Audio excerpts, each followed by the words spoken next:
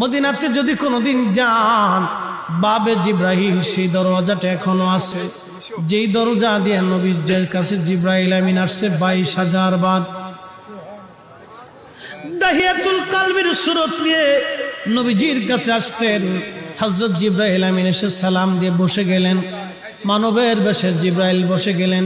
ইয়া রাসূলুল্লাহ, আল্লাহ পাঠিয়ে দিয়েছেন, আল্লাহ সবই জানেন, ভিতরে বাহিরে প্রকাশ্য অপ্রকাশ্য আগে পরে, আপনার অন্তর ভিতর বাহিরে সব আল্লাহ জানেন।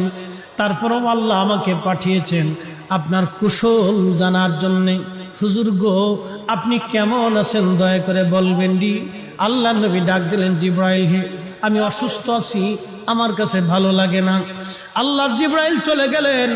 পরের দিন আবার এসে সালাম দিলেন, জিজ্ঞেস করলেন, ইয়া রাসূলুল্লাহ আপনি কেমন আছেন? জিব্রাইলকে নবীজি বলেন, জিব্রাইল রে, আমি তেমন ভালো নাই, শরীর অসুস্থ, আমার ভালো লাগে না, অসুস্থতা আরো বেড়ে গেছে।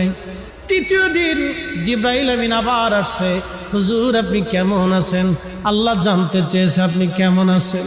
জিব্রাইলকে নবী বললেন, আল্লাহকে বলো আমার শরীর ভালো না, আরো অবনতি হয়েছে। চতুর্থ দিন জিব্রাইল একা আসলেন না, মালাকুল মউত আজরাইল আলাইহিস সালামকে নিয়ে আসলেন।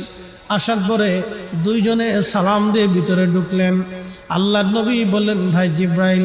উনি কে? বলে আজরাইল। আজরাইল সালাম দিলেন, ইয়া রাসূলুল্লাহ, আল্লাহ আপনার খেদমতে আমাকে পাঠিয়েছেন। হুজুর, আল্লাহ আমার উপরে ফরমান চালু